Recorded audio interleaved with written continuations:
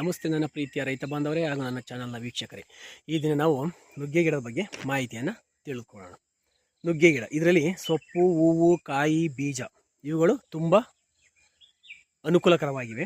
ಸೊಪ್ಪಲ್ಲಿ ಸಾರು, ಪಲ್ಯ, ಗೊಜ್ಜು, ಕಷಾಯ, ಜ್ಯೂಸ್ ಮಾಡ್ಕೊಂಡು ಕುಡಿಬೋದು. ಹೂವಲ್ಲಿ ಪಲ್ಯ, ಸಾರು, ಗೊಜ್ಜು, ಕಷಾಯನ ಮಾಡ್ಕೊಂಡು ಕುಡಿಬೋದು. ಕಾಯಲ್ಲಿ ಸಾರು ಹಾಗೂ ಪಲ್ಯವನ್ನು ಮಾಡ್ಕೊಂಡು ನಾವು ಯೂಸ್ ಮಾಡ್ಬೋದು. ಹಾಗೆ ಇದರ ಬೀಜದಲ್ಲಿ ನಾವು ಗಿಡಗಳನ್ನ ಎಬ್ಬರಿಸ್ಕೋಬೋದು. ಹಾಗೆ ಎಣ್ಣೆಯನ್ನು ಕೂಡ ತಯಾರು ಮಾಡ್ಬೋದು. ನೋಡಿ ಇಲ್ಲಿದೆ, ನೋಡಿ ಇದೆಯೋ ನುಗ್ಗೆ ಗಿಡದ ಹೂವು, ಇದು ಎಲೆ. ಈ ಥರ ಎಲೆ ಇದ್ದರೆ ಅತಿ ಬಲ್ತಿರಬಾರ್ದು. ಈ ಥರ ಎಲೆ ಇದ್ದರೆ ತುಂಬ ಪರಿಣಾಮಕಾರಿಯಾದಂಥ ರಿಸಲ್ಟನ್ನು ನಮಗೆ ಕೊಡುತ್ತದೆ. ನೋಡಿ ನುಗ್ಗೆ ಗಿಡ ಸಾಮಾನ್ಯವಾಗಿ ನಾವು ನೋಡಿ ಇಲ್ಲೂ ಇದೆ. ನಾವು ನುಗ್ಗೆ ಗಿಡವನ್ನು ಸಾಮಾನ್ಯವಾಗಿ ಶೀತ ವಲಯದಲ್ಲಿ ಅದು ಹೆಚ್ಚಾಗಿ ಬರೋಲ್ಲ. ಉಷ್ಣ ಪ್ರದೇಶದಲ್ಲಿ ಹಾಗೂ ಇಳಿಜಾರು ಪ್ರದೇಶದಲ್ಲಿ ತುಂಬ ಚೆನ್ನಾಗಿ ಬರುತ್ತದೆ.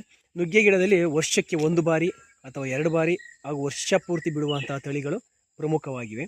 ಈ ನುಗ್ಗೆ ಗಿಡವನ್ನು ಬೆಳೆಸೋದು ಬೀಜದಲ್ಲೂ ಕೂಡ ಬೆಳೆಸ್ಬೋದು. ಹಾಗೆ ಇದರ ಕೊಂಬೆಯನ್ನು ತೆಗೆದುಕೊಂಡು ಹೋಗಿ ಕಟ್ ಮಾಡಿ ಬೆಳೆಸ್ಕೋಬೋದು. ನನ್ನ ಪ್ರಕಾರ ನುಗ್ಗೆ ಗಿಡದಲ್ಲಿ ಭಾಗ್ಯ ನುಗ್ಗೆ ಗಿಡ ತುಂಬ ಒಳ್ಳೆಯದು. ಯಾಕೆ ಅಂತ ಅಂದರೆ ಇದು ಸ್ವಲ್ಪ ಉಷ್ಣ ಪ್ರದೇಶದಲ್ಲಿ ಜಾಸ್ತಿಯಾಗಿ ಬರುತ್ತೆ. ಇದು ವರ್ಷ ಪೂರ್ತಿ ಕಾಯಿರ್ತವೆ. ನೋಡಿ ನಾನು ಹಾಕಿದ್ದೀನಿ, ನೋಡಿ ಆ ಕಡೆ ಎಲ್ಲ ಮಗ್ಗಿದೆ. ನೋಡಿ ಇಲ್ಲಿದೆ ಮಗ್ಗನ್ನು ನಾನು ತಂದಿಟ್ಟಿದ್ದೀನಿ. ನೋಡಿ ಇಲ್ಲಿ ಎಲೆ ಹಾಗೂ ಮಗ್ಗುಗಳನ್ನು. ಇದರಲ್ಲಿ ಈ ಎಲೆಗಳಲ್ಲಿ ಅಥವಾ ಮತ್ತು ಈ ಹೂವಲ್ಲಿ ಹಾಗೂ ಕಾಯಲ್ಲಿ ಪ್ರಮುಖವಾಗಿ ಪೌಷ್ಟಿಕಾಂಶಗಳು ಹೆಚ್ಚಾಗಿರುತ್ತೆ. ಅಂದರೆ ಐರನ್ನು,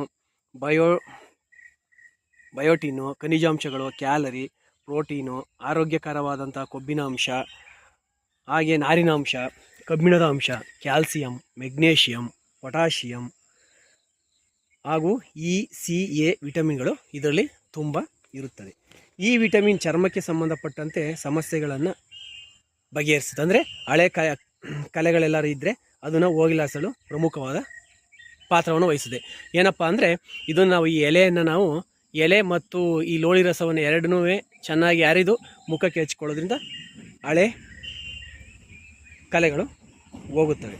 ಹಾಗೆ ಇದನ್ನು ನಾವು A ಮತ್ತು C ವಿಟಮಿನ್ಗಳಿಂದ ರೋಗ ನಿರೋಧಕ ಶಕ್ತಿ ಹೆಚ್ಚಾಗುತ್ತದೆ ಹಾಗೂ ಕಣ್ಣಿಗೆ ತುಂಬ ಒಳ್ಳೆಯದು. ಈ ಸೊಪ್ಪು ಎಲೆಯ ಜ್ಯೂಸ್ ಮಾಡಿ ಕುಡಿಯೋದ್ರಿಂದ ಮಲಬದ್ಧತೆ ಇದ್ದವರಿಗೆ ಮಲಬದ್ಧತೆ ಕಡಿಮೆ ಆಗುತ್ತದೆ.